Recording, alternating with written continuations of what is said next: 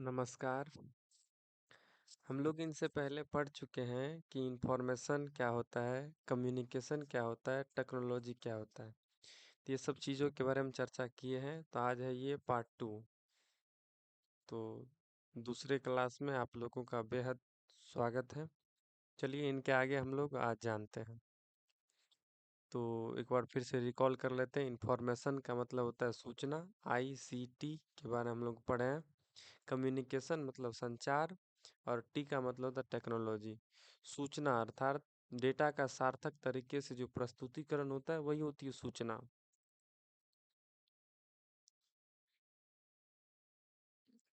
तो आज हम लोग इसके आगे पढ़ते हैं।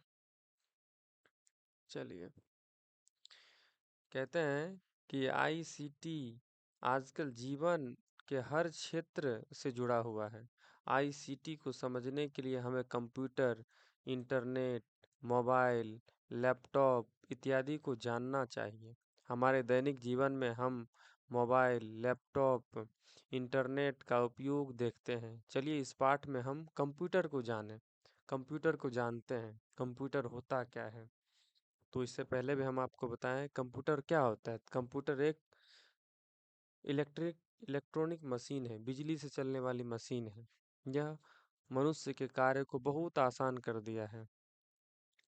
एक प्रश्न यहाँ पर है, कहते हैं कि उन स्थानों के नाम लिखिए जहाँ आपने कंप्यूटर का उपयोग होते हुए देखा है।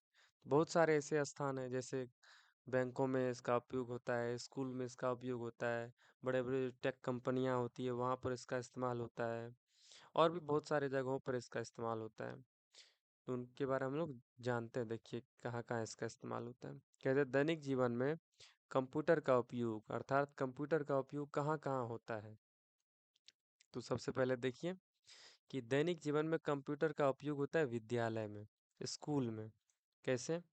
कहते हैं कि विद्यालय में शिक्षक कंप्यूटर का प्रयोग शिक्षा को मनोरंजक एवं प्रभावकारी बनाने के लिए करते हैं। साथ ही इसका प्रयोग मूल्यांकन एवं परिणामों को प्रकाशित करने, छात्र का रिकॉर्ड मेंटेन करने में भी होता है। स्कूल में जो कंप्यूटर होता है उसका प्रयोग कैसे करते हैं? स्कूल में जो कंप्यूटर होता है उसका प्रयोग शिक्षक लोग करते हैं। कोई भी चीज़ों को अगर पढ़ाते हैं तो उनको कंप्यूटर की मदद से, डिजिटल बोर्ड की मदद से अगर उनको पढ़ाया जाए तो बच्चा को और भी समझ में आएगा और भी मज़ा आएगा उनको। उनका जो रिजल्ट होता है वो एमएस वर्ड में बनाते हैं, रिजल्ट को प्रकाशित करते हैं, उनका रिकॉर्ड को मेंटेन करते हैं। दूसरा जगह है कि बैंक में इसका इस्तेमाल होता है। बैंक में तो भर भर के इसका इस्तेमाल होता है। बैंक में कंप्यूटर के बगैर तो कोई कार्य ही नहीं हो सकता है। कहते हैं कि कंप्यूटर ग्राहकों के खाते में हुए वित्तीय लेन-देन का रिकॉर्ड रखने आदि में सहायक है। बैंक के एटीएम में भी कंप्यूटर का प्रयोग होता है। पहले क्या होता था कि बैंकों में कंप्यूटर नहीं था तो वहाँ पर लेखा जोखा हाथ से करना पड़ता था, हाथ से लिखा करते थे वे लोग। अगर मान लीजिए वो डायरी कहीं खो गया तो सारा उस ग्राहक का जो डेटा था सारा का सारा बर्बाद हो जाता था, मतलब नहीं मिलता था। परेशानियाँ बहुत होती थी।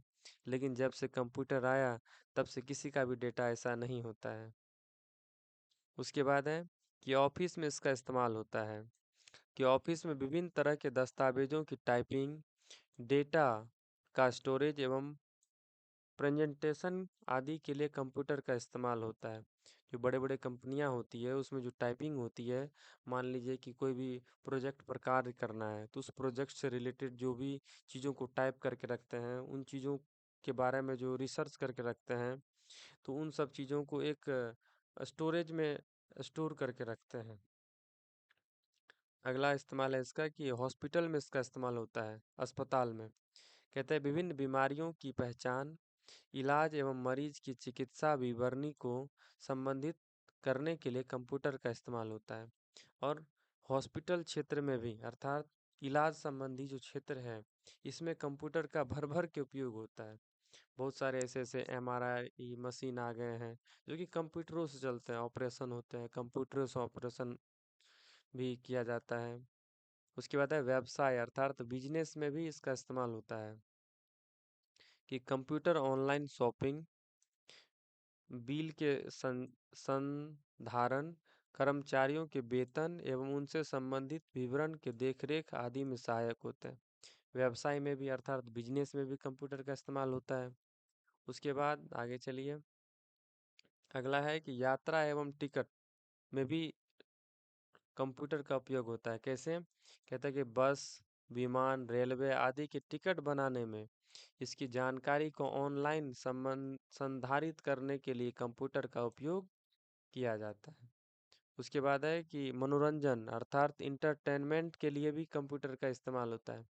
आजकल फ़िल्म में, संगीत में, वीडियो गेम्स में आदि में कंप्यूटर का इस्तेमाल भर-भर के किया जा रहा है।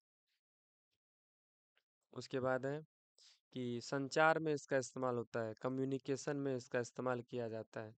कंप्यूटर का उपयोग ईमेल अर्थात electronic mail, chatting, video calling आदि में होता है, जिनके माध्यम से हम अपने मित्र एवं परिवार से जुड़े रहते हैं।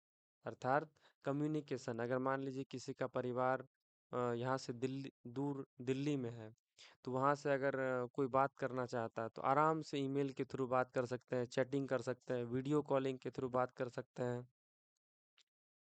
उसके बाद है अनुसंधान अर्थात रिसर्च में इसका इस्तेमाल होता है। विज्ञान, प्रौद्योगिकी एवं अंतरिक्ष आदि क्षेत्रों में कंप्यूटर का उपयोग किया जाता है। उसके बाद है कला एवं खेल, आर्ट्स एंड स्पोर्ट में भी इसका इस्तेमाल होता है।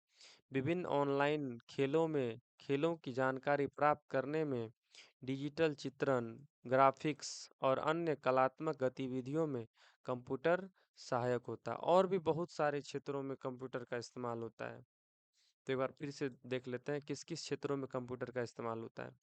तो सबसे पहले तो स्कूल में होता है, उसके बाद दूसरा बैंक में होता है, तीसरा ऑफिस में होता है, चौथा अस्पताल में होता है, पाँचवाँ व्यवसाय में होता है, छठा यात्रा एवं टिकट में होता है, सातवाँ इंटरटेनमेंट में होता है, मनोरंजन में, आठवाँ संचार अर्थात कम्युनिकेशन में होता है, उसके बाद अनुसंधान में होता है और कला एवं खेल में होता है। उसके बाद है कि कंप्यूटर की विशेषता क्या है? क्यों हम लोग कंप्यूटर को इतना वैल्यू दे रहे हैं? क्यों हम लोग कंप्यूटर के बारे में इतना जानने का कोशिश करते हैं? क्योंकि यही आगे का भविष्य है। हर एक चीज़ें ऑनलाइन हो जाएगी। हर एक चीज़ें आपको ऑनलाइन ही दिखेगा। ऑनलाइन आप जैसे मान लीजिए आजकल खाना लोग मँगाते हैं, ऑर्डर कर देते हैं। आपको अगर कोई भी सामान मँगाना है तो अमेज़न, फ्लिपकार्ट से आप ऑर्डर कर दीजिए, आपके घर तक वो सामान लेकर के आएगा। ये सब ऑनलाइन का कमाल है ये। तो कंप्यूटर की विशेषता क्या है? पहली विशेषता है कि इसकी जो गति होती है, स्पीड होती है, ये बहुत ही तीव्र होती है। कहते हैं, यह बहुत ही तीव्र गति से कार्य करने वाला एक इलेक्ट्रॉनिक उपकरण है। बहुत ही तेज गति से कार्य करता है ये कंप्यूटर। आगे कंप्यूटर के कितने प्रकार होते हैं इनके बारे में भी जानेंगे। उसके बाद है शुद्धता अर्थात एक्यूरेसी क्या होता है? मतलब एक्यूरेसी होती है इसमें, बिना गलती किए कहते हैं कि कंप्यूटर बिना गलती किए सही-सही गणनाएँ कर सकता है। इसमें इतनी एक्यूरेसी होती है कि गलती नहीं के बराबर करते हैं, फिर भी गलतियाँ तो हो जाती है क्योंकि ये मशीन है। उसके बाद है भंडारण, इसकी विशेषता है ये 3 विशेषता गति, शुद्धता, भंडारण अर्थात स्पीड, एक्यूरेसी, स्टोरेज। कहते हैं यह अपनी मेमोरी में बड़ी मात्रा में डेटा को लंबे समय तक स्टोर कर सकता है। ये कंप्यूटर की विशेषता है। 3 विशेषता हमने अभी आपको बताया। गति, कि कंप्यूटर बहुत ही तेज गति से कार्य करता है। कंप्यूटर बिना गलती किए हुए गणना कर सकता है और कंप्यूटर बहुत सारी चीज़ों को भंडारण करके स्टोर करके रख सकता है। उसके बाद है परिश्रमशीलता, डिलीजेंस कहते हैं कि यह बिना थके हुए किसी भी कार्य को बार-बार कर सकता है। ये जो कंप्यूटर है थकता नहीं है क्योंकि मशीन है, कैसे थक सकता है ये? उसके बाद है बहु कार्य क्षमता, मल्टीटास्किंग अर्थात एक साथ बहुत सारे कार्य कर लेते हैं। जैसे हम लोग मोबाइल में ही है ना, कभी ये ऐप खोल देते हैं, कभी वो ऐप खोल देते हैं और स्वाइप कर देते हैं। अब फिर से उसको ऐसे करते हैं तो फिर से ऐप आ जाता है। तो वही होती है मल्टीटास्किंग। कंप्यूटर एक समय में कई कार्य एक साथ कर सकता है।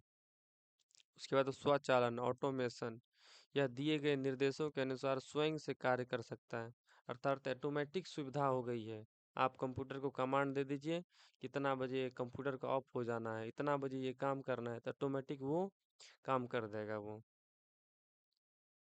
उसके बाद है कि कंप्यूटर के प्रमुख घटक कौन-कौन होते हैं?